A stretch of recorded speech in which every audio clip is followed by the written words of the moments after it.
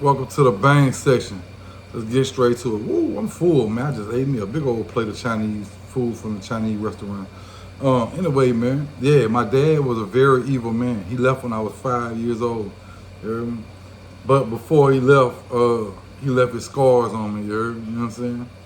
This ain't no really joking video, but I take everything with a smile because I'm unbreakable. Only way to break me is to, you heard?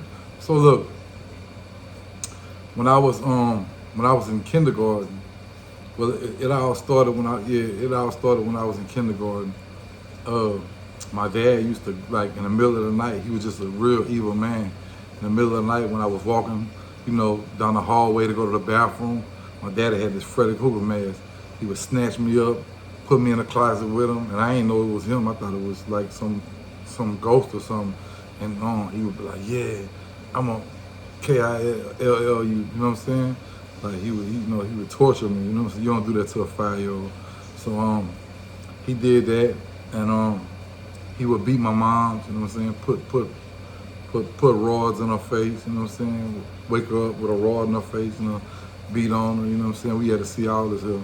One day, I was in kindergarten, and kindergarten teacher had like an incubator, and she had like chicken eggs. And once the chickens hatched, and they got able to walk around, and we could take them home on our own, I took mine home. So I was on the back patio, and in Sherwood, out like close to Old Hammond Highway. We lived in like a better part of Sherwood before my dad left, because my dad had bread. I ain't even call him my dad. He left when I was 5. He's a sucker. His name was Sam. I'm the son of Sam. You heard me? Imagine that. But anyway, I'm on the back patio playing with my little chicken. So my daddy get off work, you heard me? And the little chicken about this big, you heard me? It's just like a little baby. It just came out, just old enough to walk. And I'm like, "Dad, look at my little chicken," you heard me? My daddy had on work boots. He stomped it and crushed it. Brains, everything went everywhere, you know what I'm saying? Yeah, it was for a 5-year-old child, that's bad. That was the final straw. That's when my mama left him, you heard me? But yeah,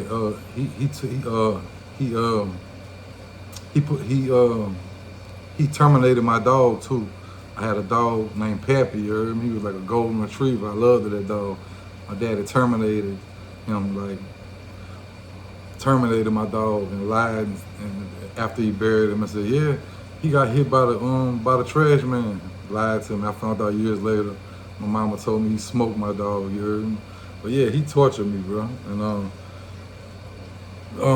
when my mama left him, he got with a lady who was fresh out of prison on a homicide charge, you heard me? And she had did like 20 years and paroled out.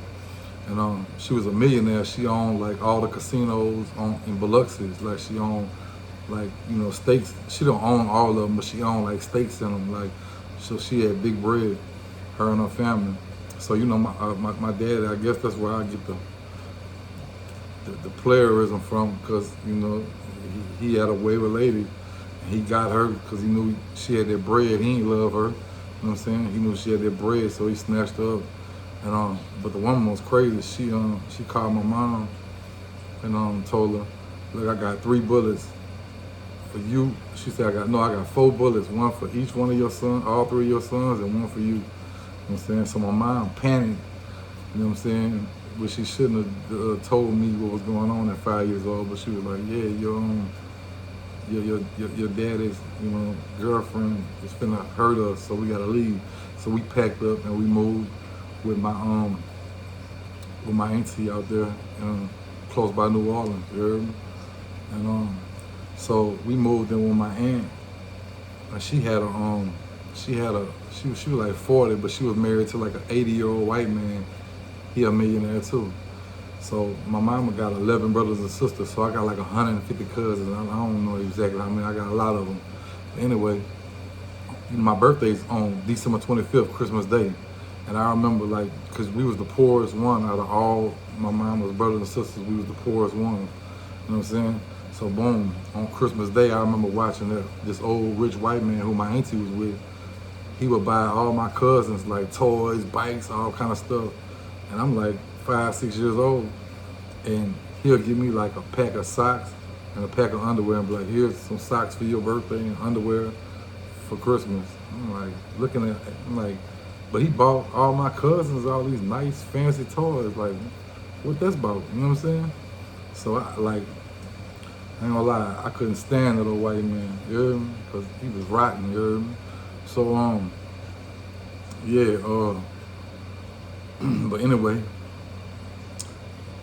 my auntie who married the rich man, she had a daughter, you know, she no longer with us now, but yeah, his daughter, when I was like 5 or 6, she used to molest me. She used to make me perform oral sex on her, you know what I'm saying? And I ain't one of them people like, yeah, I got molested, but it wasn't by no man or nothing. It was by my cousin, you know what I'm saying?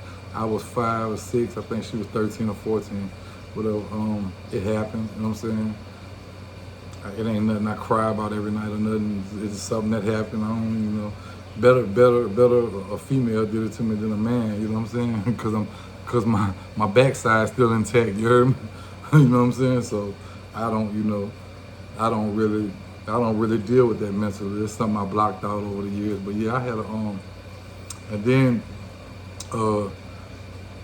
we moved back to Baton Rouge. We moved on Great Smoky. We moved on Great Smoky. If you know about Baton Rouge, you know what Great Smoky is over there, right by Sherwood. We always stayed in the Sherwood area, but they had a black man, preacher man. Him and his wife lived next door. Me and my mom had watched him, you know, off his wife in front of us. You know what I'm saying? So when I went to school next morning, yellow tape everywhere. And you know, the man got a life sentence in Angola, you know what I'm saying? But he did it in front of us. And my big brother Mike, who passed away in '92, he had a homeboy named Fred. Fred went on to get smashed too, but so I could speak on this. But Fred was putting an iron on shit right in front of me, you know what I'm saying? So like growing up, like I seen a lot of shit, and then like. And then all this is, let me remind you, all this is before I turned 8 years old. Like, and then like, I seen my auntie, my mama best friend, she was like my auntie Karen, rest in peace. She was a player, she had all kind of different boyfriends.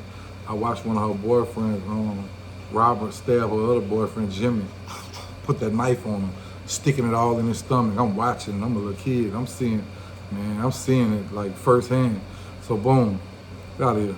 So anyway, my brother Mike ran over there, punched the dude who was stabbing him, boom, took the knife out of his hand, threw it across the street, and threw Jimmy over his shoulder, got him to the hospital, saved his life, you heard me? So that's just a little small story about my upbringing and how I grew up. Like before 8 years old, I had seen so much bloodshed and death, you know what I'm saying? So like, you know, in later years, I would see a lot of people get, you know what I'm saying?